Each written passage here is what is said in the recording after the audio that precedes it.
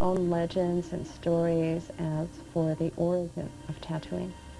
In Tahiti, it was the god Tohu, and Tohu painted all the fishes and put colored lines and patterns on the fishes.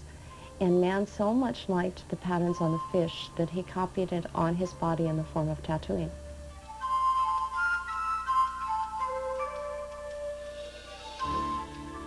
Un europeo describió a los habitantes de estas islas de tener la piel como un tejido calado.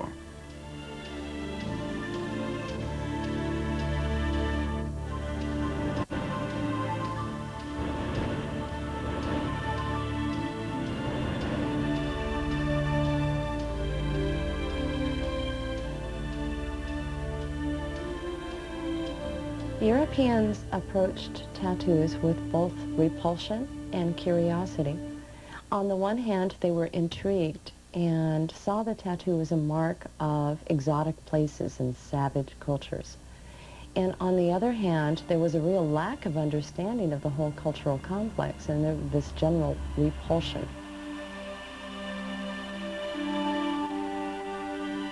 You had the missionaries who were trying to wipe tattooing out. On the other hand, the sailors were extremely intrigued with tattooing.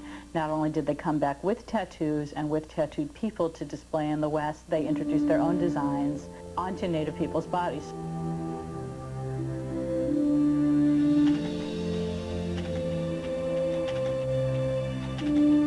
En 1769, el capitán James Cook, un explorador inglés, desembarcó en Tahití, y desde entonces la palabra tatuaje comenzó a formar parte de la lengua inglesa. The word tattoo comes from the Tahitian and Samoan words tatau, or tatatau, that is to mark, to tap the mark into the body. So it's through the Pacific that we have not only the art, but the name, the word for tattooing itself.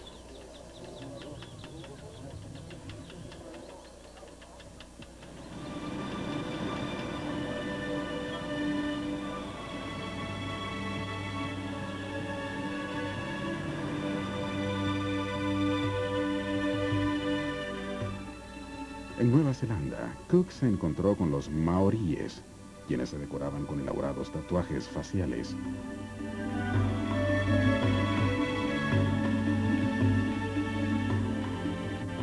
The Maori moko, or facial tattoo, was very specific in meaning. Every little area on the face that was tattooed had reference to the family, the lineage, the area that that family was from, the achievements in a person's life.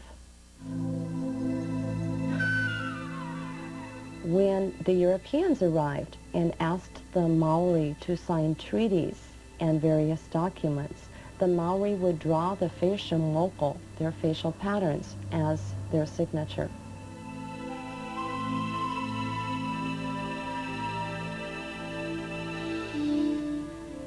Cuando el capitán Cook regresó a Europa en 1775, llevó con él a un polinesio llamado Omai, quien tenía el cuerpo enteramente tatuado. Omai ayudaría a transformar la actitud europea hacia el tatuaje.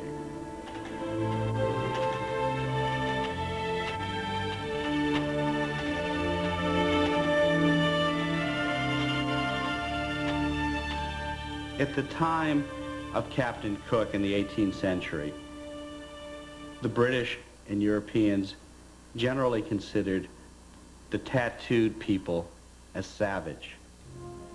What Captain Cook discovered, especially in Omai, who he brought back to England, was a man of great human dignity, who in his own right was royal, regal, had great composure and poise.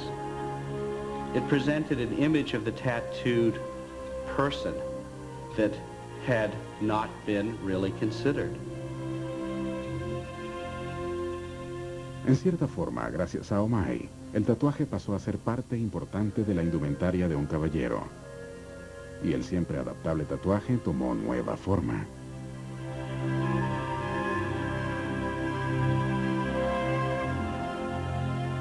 When European royalty got tattooed, they got images and designs that reflected more about their world than about the world that they were emulating.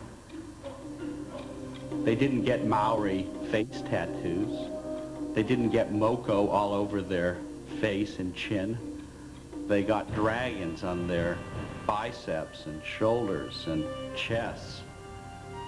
They got symbols of royalty within their cultures, not the cultures of primitive people. El desarrollo de la afición por el tatuaje sería grotesca. Para 1820, una costumbre en boga en Europa era poseer la cabeza tatuada de un guerrero maorí.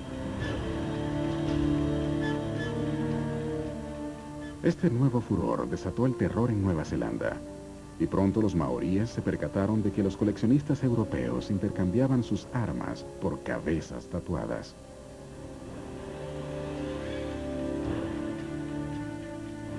Las armas no se agotaban, mas no se puede decir lo mismo de las cabezas. Al poco tiempo, los maoríes tomaron medidas drásticas. Los esclavos o aquellos que fueran vencidos en batalla serían tatuados y luego decapitados para así vender sus cabezas. There's an incident of a Maori who had made an exchange 12 heads for a number of rifles. When the Maori chief came on board the ship and showed the heads, the European complained of the quality. The Maori chief said, "Take your pick of my 12 best men. You'll have their heads within a week."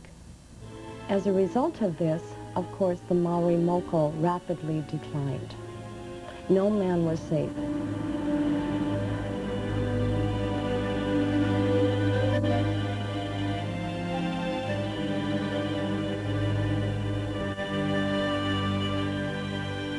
Finalmente, en 1831, el gobierno británico declaró ilegal el comercio de cabezas humanas. Poco tiempo después, debido quizás a la intervención del jurado o por la falta de cabezas, esta terrible práctica llegó a su fin.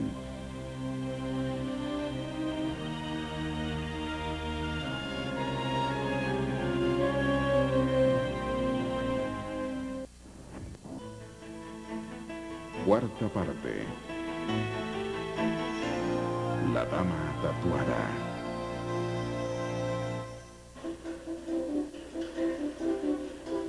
A medida que el siglo XIX se acercaba a su fin, la era industrial cambiaba al mundo.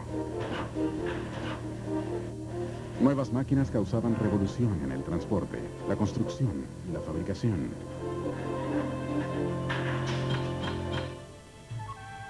El tatuaje también sufrió su propio proceso de mecanización.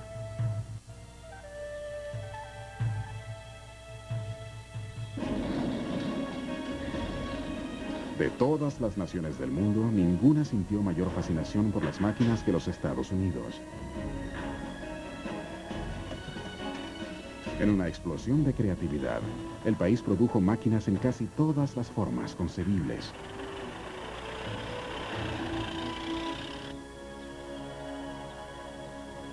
Hasta ese momento, los tatuajes habían sido elaborados con herramientas manuales, con las que punzaban la piel para inyectar el pigmento y crear diseños. Este proceso podía tomar días, meses o incluso años. La era industrial daría un vuelco a estos procedimientos.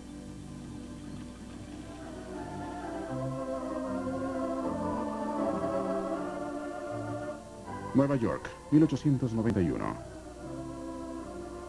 En una feria en Chatham Square, el inventor Samuel O'Reilly estaba intentando aplicar la nueva tecnología a los tatuajes.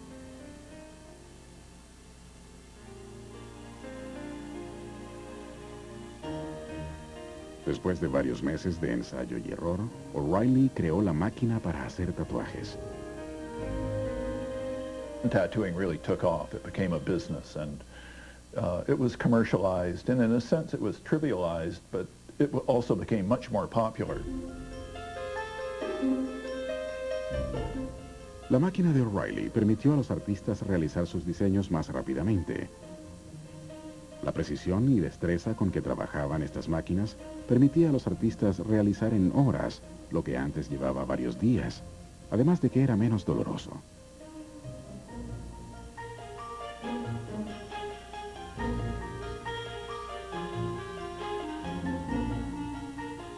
Ante la facilidad que este artefacto brindaba, mucha gente se interesó en los tatuajes.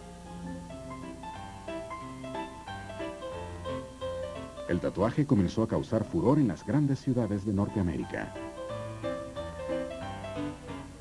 Los diseños podían preestablecerse, por lo que no era necesario poseer habilidades artísticas.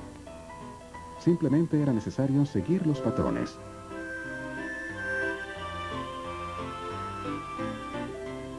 La fascinación por el tatuaje también llegaría hasta el mundo del espectáculo. El tatuaje se convirtió en la sensación de los circos ambulantes.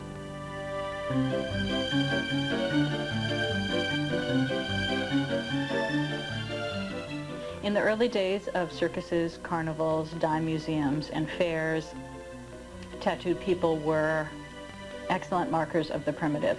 Bodies that were tattooed, naked bodies, bodies that in some way were spectacular or extraordinary or different from white, middle-class American bodies.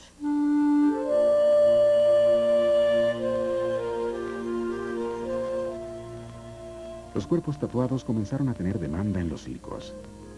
Eran considerados como personajes extraños de la naturaleza, más cerca de ser animales salvajes que el norteamericano promedio. Simplemente, la clase media no terminaba de aceptarlos.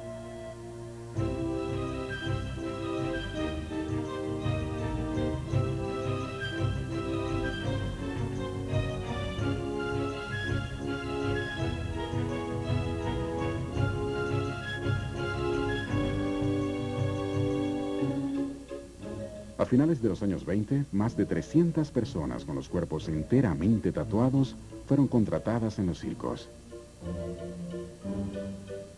A estos artistas se les pagaba más de $200 por semana, una respetable suma para la época.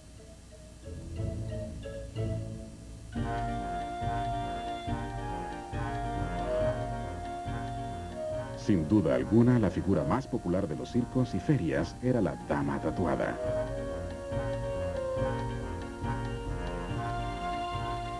Observar el cuerpo tatuado de una mujer para muchos norteamericanos era repulsivo y erótico a la vez, y los dueños de los circos sabían que esta combinación era irresistible.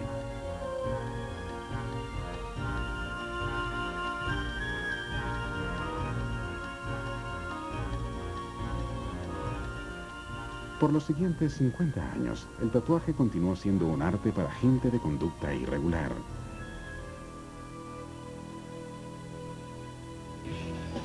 Marinos y soldados de las guerras mundiales lucían sus tatuajes.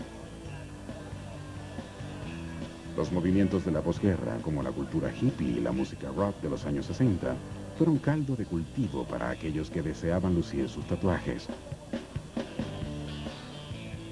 La búsqueda de individualidad se convirtió en protesta social.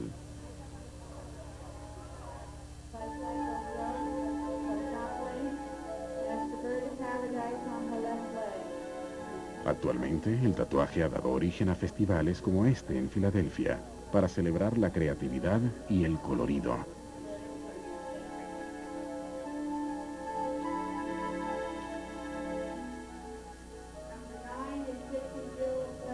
Ya no considerados como salvajes del circo, estas personas no sienten temor de expresar su arte.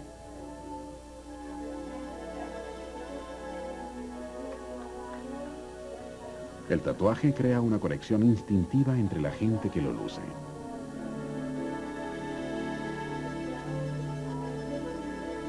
As a tattooist, if someone approaches me about putting a design on their body, I generally get to know them for some length of time and want to have a good feeling as to why they're doing it, what that tattoo means to them. I see a lifelong bond between myself and my tattoo clients. I go to the grave with everyone that I put a tattoo on. I think there is a deep-rooted significance attached to the permanence of a tattoo because when you get a tattoo, you look at it and you say, oh my God, you know, this used to be my body and now it's different, and I will always remember this moment. And there's really nothing else that we can do to ourselves that has that kind of emotional power.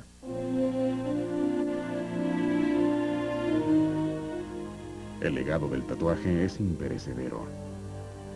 El significado místico de este arte es tan vasto como sus mágicos diseños. Solo una cosa es cierta, el tatuaje es un sello de individualidad, un intento de distinguirse de los demás.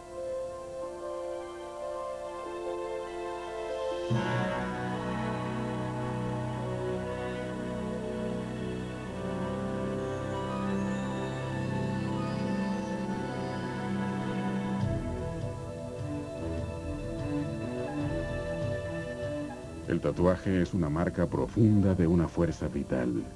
Indica quiénes somos, cómo vivimos nuestras vidas y cómo queremos ser percibidos por los demás.